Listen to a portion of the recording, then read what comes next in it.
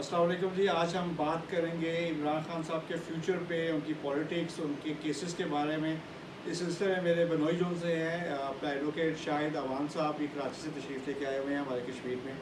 तो बेसिकली ये वहाँ के लॉयर जो सी फॉर्म है उसमें काफ़ी एक्टिव लोग हैं, और वैसे भी आज का जो वकला बरदरी है वो इमरान खान के साथ छाना बिछाना उनकी प्रॉब्लम्स के लिए, मुल्क की पॉलिटिक्स के लिए काम कर रही है। तो आज हम इनसे पूछते हैं कि जो उनके केसेस हैं फ्यूचर में, जो उनकी पॉलिटिक्स पे, इलेक्शंस में, कि क्या इनके व्यूज़ हैं और ये रियलिटी बताना चाहेंगे। हम इनसे पूछते हैं। अस्सलाम वालेकुम जी। जी वालेकुम। सर, इस बारे में आप क्या समझते हैं कि जो इनकी केसेस हैं, सबसे पहले जो केसेस हैं, क्या इससे क्लियर हो सकेंगे? जो जितने भी केसेस बने हुए झूठे हैं सच्चे हैं वो तो एक अलग बात है, वो आप मुतला हैं, आप ज़्यादा समझते हैं, क्योंकि आजकल जो शना शना काम कर रहे हैं खान साहब के, वो आपकी वकला बरादरी ही चल रही है। तो इस सिलसिले में पहले उनके केसेस, फिर उनकी पॉलिटिक्स, फिर जो इलेक्शन कमिंग है, क्या उसमें क्या देखते हैं कि आप पीटीआई को सर्वाइव करते हुए देख रहे हैं? क्या वो इलेक्शन में हिस्सा होंगे, या बिल्कुल जैसे एज्यूम किया जा रहा है कि जी वो इस वक्त इलेक्शन नहीं लड़ सकती पीटीआई के, कोई बंदा कैंडिडेट नहीं होगा, टिकट लेने वाला नहीं होगा? तो इस सिलसिले में आप क्या कहते हैं? थैंक यू शहराज साहब व्यूज़ लेने का। पहले तो मैं केसेस पे आऊँगा कि गवर्नमेंट ने जितने भी केसेस बनाए इमरान खान साहब पे वो टोटली फेक है, कोई केस भी जेन्युइन नहीं है। ठीक है, अच्छा। अब जितना भी दबाने की कोशिश करेंगे ना, केसेस में से निकलना कुछ भी नहीं है। कि पीडीएम गवर्नमेंट तो ये कह रही है कि जी खान साहब ने हमसे ज़्यादा करप्शन की है, और वो हमें बेवकूफ़ बनाते रहे हैं, चोर हमें कहते रहे हैं, और वो खुद चोरी करते रहे हैं। ये क्या बात है? ये किस तरह का उनका पॉइंट ऑफ व्यू है इसमें? ये बात है, देखिए, बात यह है कि जहाँ तक पीडीएम की चोरी की बात है तो वो प्रूव चोरियाँ हैं। नवाज शरीफ बैठा है, वो डिक्लेयर्ड कन्विक्टेड पर्सन है, अच्छा। उसको करप्शन में ही सज़ा हुई है।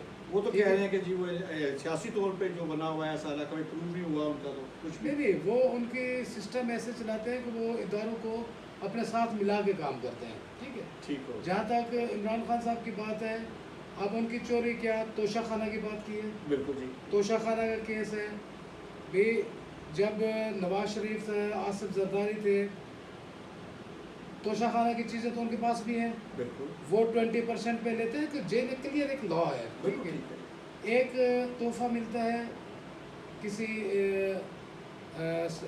स्टेटमैन को, अब वो उसकी प्रॉपर वैल्यूएशन होती है। बिल्कुल। अब जो वैल्यूएशन होती है वो उसका प्रॉपर एक डिपार्टमेंट है, वो करता है। बिल्कुल। अब उसको एवेल्यूएट करके बताते हैं कि जी ये चीज़ इतने की है, आप लेना चाहते हैं ले लें, नहीं तो फिर उसका ऑप्शन होता है। अब उससे पहले ये दोनों के दौर में 20% होता था। बिल्कुल। इमरान खान साहब ने लिया 50% पे। बिल्कुल। ठीक है, वो एक प्रॉपर एक जेन्युइन लॉ है। अच्छा, बाकियों की बात है, गाड़ियाँ, तोशा खाना की गाड़ियाँ कोई नहीं ले सकता, अलाउ नहीं था, अलाउ नहीं है, वो कानून में नहीं है। मरियम ने, नवाज ने, मरियम नवाज ने ली, मरियम नवाज किस कैपेसिटी में ले गई? यूसुफ गिलानी से, ठीक यूसुफ है, साहब ने। चलो यूसुफ रजा गिलानी तो एक पीएम था, मरियम नवाज क्या थी? मरियम नवाज की तो कोई वो एक पब्लिक ऑफिस प्राइम मिनिस्टर की बेटी थी, प्राइम मिनिस्टर की बेटी थी। बेटी।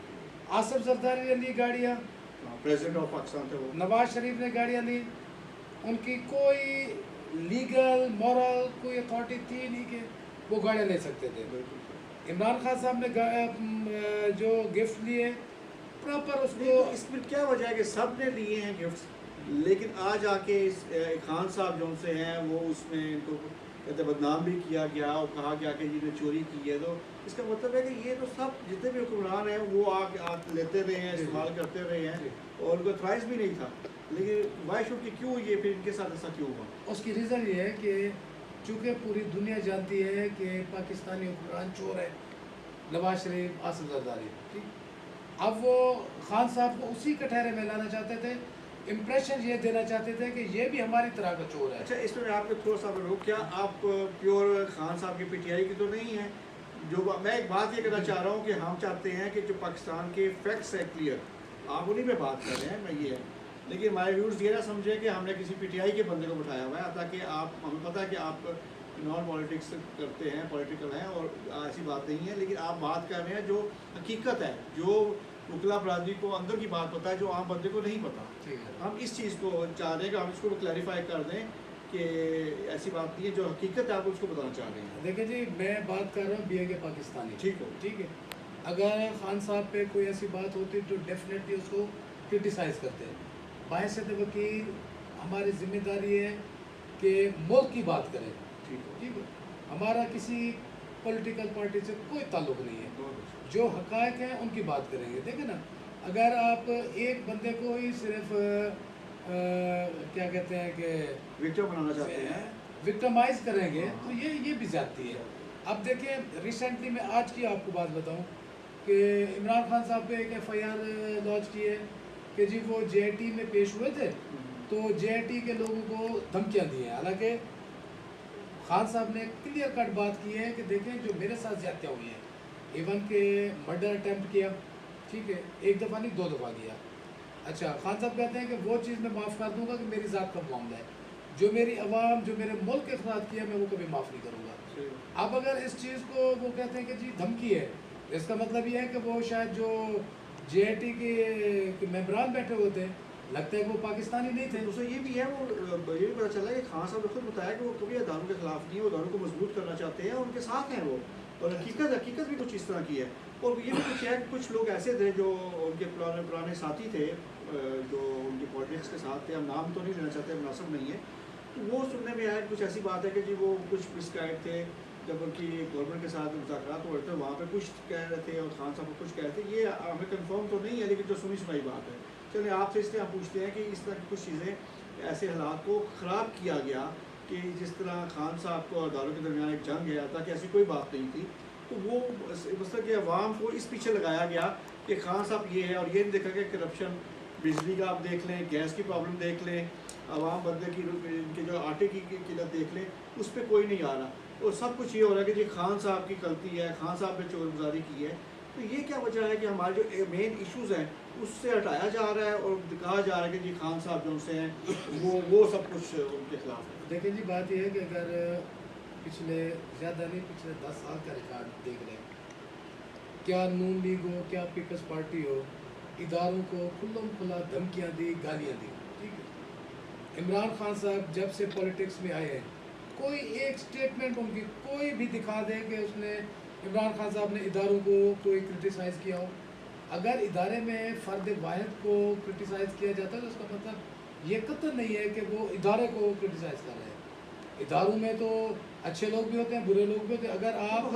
अगर आप इदारे में से कोई करप्ट एलिमेंट है, उसको अगर आप हाईलाइट नहीं करेंगे तो इसका मतलब है वो इदारे की बदनामी का बायस बनेगा। बिल्कुल सिविल अदारे बहुत से हैं, और ये अदारे जो से हमारे वाकई ये हमारे मुल्क की सलामती है। और हमने बिल्कुल, मैं एक ऐसे पाकिस्तानी रहा पाकिस्तानी है, हमें अपने अदारे से, पाक फौज से सबसे बड़ा प्यार भी है, क्योंकि हमारी ये अपनी मुहाफ़िज़ है और अपनी हमारी सलामती की ज़ामन है। इसमें कोई शक नहीं है। अगर हमारा मुल्क बचा हुआ है या जो सरहदें बची हुई हैं, ये पाक फौज की वजह से भी है। लेकिन ये एक कहते हैं बैरूनी एजेंडा है कि हमारी फ़ौज को भी इस तरह इनके इशू बनाया गया, खान साहब को साथ लड़ाया गया। ये भी बैरूनी किस्म का एक एजेंडा था। लेकिन अल्हम्दुलिल्लाह जो हम फील कर रहे हैं कि डे बाय डे बेहतरी हो रही है, दारू के दरमियान भी और खान साहब के दरमियान भी। एक तो ये तो इशू हो गए। अब आप ये बताएं कि जो आने वाले इलेक्शंस हैं, एक तो कि जो मेरा ख्याल है कि ये 12 अगस्त में गवर्नमेंट का टेन्योर पूरा हो रहा है, निगरान गवर्नमेंट है। अब सुनने में ये भी आ रहा है कि जी निगरान सेटअप जो बन रहा है वो गैर मुतनाज़ा होना चाहिए, लेकिन कुछ आ रहा है कि जी वो डार साहब किस तरह बन सकते हैं। ये तो फिर एक बिल्कुल मुतनाज़ा किस्म का वो एक निगरान सेटअप हो जाएगा। एक तो ये बात है। दूसरा ये कहा जा रहा है कि जी कि वो चले 60 दिन के लिए आता है, 90 दिन के लिए आता है, ज़्यादा बात है कि क्या वो प्रोलॉन्ग किया जाए 2025 तक। तो इस तरह की प्लानिंग भी आ रही है। तो आप क्या फ्यूचर में देखते हैं, PTI को कहाँ देखते हैं, खान साहब को कहाँ देखते हैं नियर फ्यूचर में, कि क्या उनको इलेक्शंस में आप देख रहे हैं, क्या उनको कभी प्राइम मिनिस्टर देख रहे हैं, और क्या उनकी केसेस को आप ख़त्म होता देख रहे हैं, ये हालात किस तरफ जा रहे हैं, इसके बारे में थोड़ा सा हमें बताएं। देखिए जी, सबसे पहले तो ये बताऊंगा कि जो आपने बात की इंटरम गवर्नमेंट की, अगरचे तो गवर्नमेंट ये अपना टेन्योर कंप्लीट करती है, जो कि मेरे ख्याल में 14 अगस्त को है शायद, मेरा ख्याल 12-14 की हाँ। ये एग्जैक्टली डेट। ये जब कंप्लीट करते हैं तो कंप्लीट करने के बाद 60 डेज होते हैं केयर टेकर सेटअप के लिए। अगर पहले वो अगर वो पहले यानी 24 आवर या 12 आवर भी पहले वो डिसॉल्व करते हैं तो 90 तो वो 90 डेज पे चला जाएगा। अब इनकी प्लानिंग ये है, चूँकि इनकी कोई परफॉर्मेंस है नहीं, ठीक है, परफॉर्मेंस है नहीं। ये चाहते हैं कि जी केयर टेकर गवर्नमेंट को हम ले जाएं 90 डेज़ पे, ठीक हो 90 डेज़ पे ले जाएं। अब 90 डेज़ का क्या है कि वो उस चीज़ को जो है ना, जो अपने पुराने गुनाह है ना उनको, मैं गुनाह ही कहूँगा, चल उसको उसको उसको धोने की कोशिश करेंगे। ठीक, जहाँ तक खान साहब के केसेस की बात है, देखें आइन इस वक्त हमारे यहाँ प्रैक्टिकली मुअत्तल है, आइन पे कोई अमल नहीं हो रहा। अगर आइन पे अमल होता तो आइन में क्लियर है कि कोई भी गवर्नमेंट अगर डिसॉल्व होती है या अपना टेन्योर पूरा करती है तो आइन में प्रेस्क्राइब्ड है पीरियड, अगर डिसॉल्व करते हैं तो 90 डेज़, अगर टाइम पूरा करती है तो 60 वो डेज़। तो कुछ जिस हिसाब से 14 मई का जो कहा वो भी इस पर इम्प्लीमेंट नहीं हुआ। यस यस यस, इसीलिए मैं कह रहा हूँ प्रैक्टिकली आपका आइन मुअत्तल है। ठीक है, अब बात ये है कि 200 के करीब खान साहब के केसेस बना दिए, ये कहाँ की जमहूरियत है, ये कहाँ का आइन है? तो मुल्क किस तरफ ठीक है, जा रहे हैं? ये वही ये तो वो है कि राइट इज माइंड। देखिए जो हम जैसा एक आम शहरी है, प्रॉब्लम तो उसको है ना रोज़मर्रा की, और ये जो हालात जा रहे हैं इस पर तो ओवरसीज़ पाकिस्तानी जो बाहर हैं वो बड़े परेशान हैं पाकिस्तान के सिनेरियो की वजह से। तो अब आप क्या देखते हैं कि इलेक्शंस आप देखते हैं 90-60 डेज़ में, या आप भी 2025 को जो बहुत से लोग बड़े सीनियर लोग हैं वो यही कहते हैं कि जी हम तो देख रहे हैं कि ये 2025 में नज़र आ रहा है? देखें जी, जो अभी आइन में अमेंडमेंट की है इन्होंने, उससे तो नहीं लगता कि इलेक्शन अपने टाइम पे हो। अच्छा, चूँकि हमारे यहाँ ड्रॉबैक ये है कि हम चलते हैं मगरबी ममालिक की, जो ममालिक है इस पे मैं जिनकी आपसे पॉलिसी एक ऐड करूँगा। इसका मतलब है कि क्या ये खान साहब की उसकी पॉपुलैरिटी से अभी भी डरते हैं? यस देखिए आप अभी के करंट जो सर्वेज हैं आप उनमें देख रहे हैं, देखें इमरान खान की पॉपुलैरिटी को ये कहीं नहीं कर सकते, इनके पास कोई हल नहीं है। पॉपुलैरिटी एक और चीज़ है, आप वोट बैंक की बात करें, मैं- क्या वोट बैंक अभी भी है उनका? मैं कह रहा हूँ कि ये क्यों भाग रहे हैं इलेक्शन से, वजह? ये इलेक्शन से तो वो तो ये कह रही है जी वो ख़त्म हो गए हैं, उनका टिकट लेने वाला कोई नहीं है, उनको तो स्पोर्ट्स का वो आप लोग बता रहे थे, क्या कहते हैं वज़ीर दफ़ा और अनस नावला, वो कहते हैं यहाँ इनका तो टिकट लेने वाला कोई नहीं है, फिर इनको किस चीज़ का डर है? देखें बात ये है कि अगर इनकी पॉपुलैरिटी है, बगैर सिक्योरिटी के अवाम में निकल के दिखाएं। आप ये देखें कि लोग इनको गंदे अंडे मारेंगे। नहीं तो परसेप्शन तो ये हो रही है कि जी Bilawal Bhutto coming prime minister of Pakistan है। देखिए बात यह है कि अगर किसी के तलवे चाट के जूते पॉलिश करके बनना है तो उसमें तो कोई राय नहीं है। अगर पॉपुलैरिटी पे करेंगे, अगर फ्री एंड फेयर इलेक्शन करवाएंगे, main cheese free and fair free and fair, कोई अगर भी आए, देखिए मैं देखिए जी कोई भी आए, हम किसी के लिए आपको याद होगा 17 मई को इलेक्शन होते पंजाब के बाई इलेक्शन, बाय इलेक्शन, ठीक है ना, 20 सीटें थी, इन्होंने भरपूर तरीके से करप्शन की। देखें पंजाब गवर्नमेंट इनकी थी, इलेक्शन कमीशन इनके साथ मिला हुआ था, हमारी इस्टेब्लिशमेंट इनके साथ थी, ठीक है। उसके बाद क्या हुआ, अपने तौर पर उन्होंने भरपूर धांधली की, 16 17 सीटें इमरान खान जीत गए। इसका क्या है, बात ये है कि उनको उस वक्त अंदाज़ा नहीं था कि हमने धांधली कितनी करनी है, कभी बाई इलेक्शन में इतना टर्नआउट हुआ ही नहीं है। और अब देखिए एक चीज़ प्रॉब्लम है हमारे अवाम में कि हमारी अवाम मुत्तहद नहीं है, वरना ये देखें कि हमारा जो पेड मीडिया है, ठीक है, जब महंगाई के रेशो 12% थे उस वक्त इमरान खान गवर्नमेंट के खिलाफ एहतजाज भी हो रहे थे, लॉन्ग मार्च हो रही थी, करप्शन की, महंगाई की, ठीक है। आज कहाँ गया अब आपकी वही महंगाई 40%, वो मीडिया कहाँ गया सर? मीडिया खामोश है, अवाम वो सियासतदान, वो मौलवी फजलुर रहमान जो धरने लेके आता था जी बिल्कुल, कि अवाम को उसको एहसास था बकौल उसके कि मुझे अवाम का दर्द है, अब क्यों खामोश है? इसका मतलब कि फर्द वाहिद को इन्होंने खत्म करना था। यस, तो इस बंदे की वजह से पूरे पाकिस्तान की अवाम को या पूरे पाकिस्तान में जो एक मैसेज दे रहे हैं, ये क्या दे रहे हैं, एक मर्द वाहिद को ख़त्म कर। देखें जी, आम लोगों का इन्होंने जीना 2 बार कर दिया है। लोग गुर्बत की वजह से खुदकुशियाँ कर रहे हैं, ठीक है, जो कि मीडिया पे रिपोर्ट नहीं हो रही। आप सिंपल बिजली के बिल उठा के देख लें, तो अवाम ठीक क्या है। आपको क्या कहती है, क्या नजर आती है, क्या वो इनको वोट डालेंगे? अब- लेकिन ये सुनने में आया कि इमरान खान को ये नायल कर रहे हैं, इनकी पार्टी को बैन कर देंगे, इनका कोई टिकट लेने वाला कोई नहीं होगा।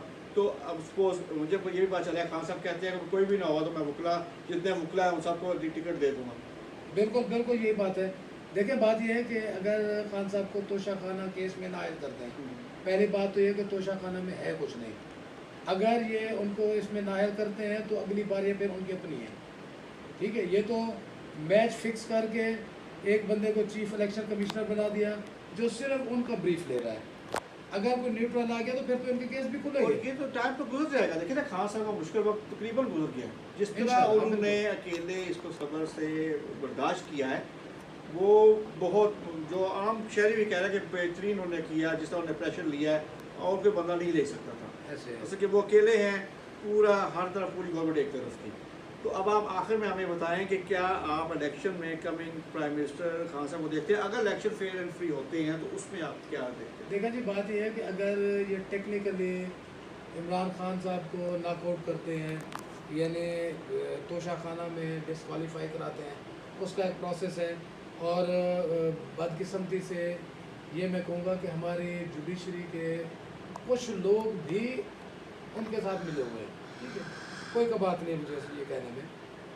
तो अगर उनको टेक्निकली डिस्क्वालीफाई कर दिया, अगर खान उसके बाद जो प्लानिंग बाज़ाहिर उनकी नज़र पार्टी को जो बाज़ाहिर नज़र आ रही है अच्छा, प्लानिंग कि वो डिस्क्वालीफाई करने के बाद इसी तोशा खाना में और नियर फ्यूचर कोई ऐसा केस नहीं है कि जो सम अप होता हुआ नज़र आ रहा हो। तो सिवाय फिर तोशा मैं कि खाना। 10 साल के लिए उनको ये डिस्कशन के इस तरह की कोई सुनने नहीं नहीं, आ रहा है। वो सिर्फ ये है कि 5 साल के लिए डिस्क्वालीफाई करेंगे। अब उसका क्या है कि यानी इस तोशा खाना के हिसाब से 3 केसेस चल रहे हैं। एक इलेक्शन कमीशन में, इलेक्शन कमीशन का जो मैंडेट था 6 साल तक, उसने एक टेन्योर के लिए डिस्क्वालीफाई कर दिया, जो कि इमरान खान साहब उस वक्त पार्लियामेंट के मेंबर थे जब, ठीक है। वो उन्होंने रिज़ाइन कर दिया, वो टेन्योर हो गया पूरा। उसके बाद एक प्राइवेट कंप्लेन है, ये जो अभी चल रही है, ठीक है। उसके बाद एक नैब में भी चल रहा है, यानी एक हमारे कानून में होता है कि लेकिन अभी तक कोई प्रूफ तो हुआ नहीं मेरा ख्याल है। अभी तक खान साहब ने कोई भी इस तरह की एलिगेशन या कोई भी इस तरह का प्रूफ हुआ है अभी इनका कोई मिला है? नहीं प्रूफ देखा ज़बरदस्ती। अब अगर आपने सुना हो कि ये भी जो उनका तोशा खाना में एक उनका स्टार विटनेस था, जो मेन विटनेस था जिसने कंप्लेन की थी, वकार मलिक था। जब उस पर क्रॉस हुआ तो उसने कोई चीज़ एडमिट नहीं की, इवन कि उसने अपने साइन भी नहीं किए। उसने कहा जी ये मेरे मुख्तलिफ साइन है, इस पर मेरे मुख्तलिफ साइन है, ठीक है। अब अगर आप एक प्लान कर दो कि किसी को पॉलिटिकली असैसिनेट करना है, ठीक है, फिर तो वो तो आप फिर अगले इलेक्शन में पीटीआई को देख रहे हैं सर, बल्ले का निशान देख रहे हैं बैलेट पेपर पे या नहीं? बैलेट में उसके पेपर के ऊपर देखिए, बात यह है कि अगर बल्ले का निशान नहीं है, पीटीआई को बैन करते हैं, तो दुनिया उस इलेक्शन को तस्लीम नहीं लेकिन करेगी। सर नून लीग को और पीपल्स पार्टी को तो ये सूट करता है ना। पंजाब में देख लें गवर्नमेंट में क्या कोई नहीं होगा, टर्न आउट का कम होता है, आवाम नहीं निकलेगी, तो वो नून लीग और पीपल्स पार्टी के लिए बेहतर हो जाएगा। वो तो इजीली फिर आप फेडरल में और सारे सूबों में गवर्नमेंट बना लेंगे उन सर। इलेक्शन की क्रेडिबिलिटी क्या होगी, दुनिया क्या मानेगी? नहीं, वो तो हकीकत है, ठीक है। उसमें कोई दो राय नहीं। तो बात यह है कि आप अपनी मर्ज़ी के कवानीन बना रहे हैं। हमने तो अपनी लाइफ में ऐसा कभी नहीं देखा कि पार्लियामेंट के टोटल पर जॉइंट सेशन हो रहा है, 19 मेंबरान बैठे हुए हैं और धड़ाधड़ और आप कानून साजी कर पर रहे ये हैं। बताया कि निगरान सेटअप से खान साहब को कोई फेवर मिल सकती है, या उन लोगों को ऐसी हो सकता है कि उनके लिए जो मेरिट पे उनके केसेस सुने जाएं, इस तरह की जो बात है कि आप समझते हैं कि यही जो सी असूल है वो कंटिन्यू करेगा और यही पॉलिसी आगे चलेगी? देखें जी, केयर टेकर सेटअप में का तो कोई बनता इस तरह नहीं है कि वो उसका काम होता है सिर्फ आगे फ्री एंड फेयर लेकिन इलेक्शन वो तो ये कह रहे हैं कि IMF का कुछ मुआहदे हैं वो उसको कैरी ऑन करेंगे। उन्होंने इसी चीज़ की तरमीम की है, वो लेके आए हैं कि जी वो उस चीज़ को कैरी ऑन करेंगे, ताकि वो एलिजिबल नहीं हो सकते। मैं बताऊँ कि उनको मुल्क से कोई मोहब्बत नहीं है, ठीक है। वो सिर्फ इसलिए खान साहब को केयर में, हाँ, ये केयर टेकर गवर्नमेंट को इसलिए उन्हें पावर्स देने की कोशिश की है, फुल पावर, कि कल कला को अगर ये प्रोलॉन्ग होता है, क्योंकि सुनने में यह है कि इलेक्शन नहीं होगा, हमारे स्टैब्लिशमेंट को इसका मतलब फिलहाल इलेक्शन सूट नहीं कर रहा है। अच्छा। तो वो चाहेंगे ये कि हमारे जो अपने बंदे हों, यानी डिवाइड कर लेंगे, प्राइम मिनिस्टर किसी पार्टी का है तो बाकी मिनिस्टर, मेन मिनिस्टर दूसरी पार्टी की, ये अपनी खिचड़ी बना रहे हैं कि केयर टेकर सेटअप में भी हमारे ही बंदे तो हों। इसीलिए इसलिए खान साहब कहते हैं कि जी आपको हकीकी आज़ादी है, लोगों को ये मेरिट पे, हकीकी आज़ादी का मकसद ही यही है ना कि मेरिट पे काम हो, मेरिट पे इंसान आए, कोई भी आए, अगर वो फ्री एंड फेयर होता है, मेरिट पे कोई भी आ जाए तो ठीक है, वो मुल्क को आगे लेके जाए। आप देखें, डॉलर्स की बात कर लें, पाउंड्स की बात कर लें कि हमारे नेबर्स पे बांग्लादेश है, कंट्री है, अफगानिस्तान है, इंडिया है, वो सब अल्हम्दुलिल्लाह उनका इतना रेट नहीं है जो हमारी इकॉनमी गिरी हुई है। हमारे जो इसकी करेंसी की जो आप रेशो देख रहे हैं, हर तरफ से हमारे पड़ रही है, गरीब रो रहा है बिजली के लिए, पानी के लिए, गैस के लिए। तो अब हम दुआ तो यही करते हैं कि जी खान साहब वापस आएँ, इस मुल्क को दोबारा लेके चलें। तो आप आखिर में हमें बताएं कि जो क्या आप समझते हैं इनकी बताना चाहते हैं आवाम के लिए, आखिर में हमें जो मैसेज दें ताकि हम देखिए जी, बात ये है कि आप अगर कंपैरिजन करें ना 2018 से लेके ऑनवर्ड 2022 तक और इस 15 महीने की गवर्नमेंट का, तो आपको फ़र्क क्लियर नज़र आएगा कि खान साहब ने बहुत हद तक गरीबों के लिए काम किया है। आप हेल्थ कार्ड को देख लें, ठीक है, प्रॉपर तरीके से आम बंदा भी अच्छे से अच्छे हॉस्पिटल में जाके इलाज करा सकता था, ठीक है। अब सिंपल सी ये है कि कुछ भी कर ले, अगर फ्री एंड फेयर इलेक्शन हुए, आवाम निकलेगी और आवाम को निकलना भी चाहिए। क्यों? उसकी एक मिसाल ये है कि इन्होंने कभी भी आवाम के लिए, गरीब आवाम के लिए नहीं सोचा। लेकिन अभी माज़रत में आपको बात काट रहा हूँ, अभी $1 बिलियन इन्होंने कर्जा लिया है। अब उस कर्जे को क्या किया है कि 120 बिलियन की गाड़ियाँ दे रहे हैं पंजाब की ब्यूरोक्रेसी को। वो अदा कि वो नहीं है इसमें उनको तो भाई मतलब ये है कि पंजाब की ब्यूरोक्रेसी को क्यों आप दे रहे हो? दौरान सेटअप है, सुनने में है कि वो भी इलीगल है। मैं भाई 3 महीने के लिए था वो और केपी का दोनों इलीगल। लेकिन देखा जाए तो ये एक तमाशा है, लोग हंसते हैं, जगहसाई हो रही है हमारे बार में। बस यही है, दुआ कीजिए कि जी हम इस मुल्क के लिए आसानी हो, फ्री फेयर इलेक्शन हो, यही इसका हल है। कोई भी आता है, प्रॉपर हल यही है कि फ्री एंड फेयर इलेक्शन हो, कोई भी जीतता है उसको प्रॉपर तरीके से गवर्नमेंट हैंड ओवर करें। उसके आपके तमाम मसाइल का हल ही यही है कि आपकी पॉलिटिकल स्टेबिलिटी हो, मुल्क आपका स्टेबल होगा, इकॉनमी भी चलेगी, सारे मामला होंगे। जब तक ये नहीं होगा तो यही सूरत हाल चलती रहेगी, यही लोग रहेंगे, अपनी जेबें भरेंगे, आवाम के लिए कुछ भी नहीं है। बहुत शुक्रिया एडवोकेट साहब, आपने अपना कीमती वक्त दिया और हमें जो बताया, एनालिसिस किया उनके फ्यूचर के बारे में, खान साहब की पॉलिटिक्स के बारे में, उनकी केसेस के बारे में। तो इसलिए आपका बहुत शुक्रिया और हम आपका भी शुक्रिया अदा करते हैं जी। इंशाल्लाह नेक्स्ट हम और भी इस तरह के व्लॉग्स लेके आते रहेंगे और उम्मीद है कि आपको पसंद आया होगा। आप हमें इस चीज़ को लाइक कीजिएगा, शेयर कीजिएगा, सब्सक्राइब कीजिएगा और डिफरेंट जो रियलिटी बेसिस है हम वो लेके आएंगे। बहुत शुक्रिया जी, अल्लाह हाफ़िज़, टेक केयर, अल्लाह हाफ़िज़।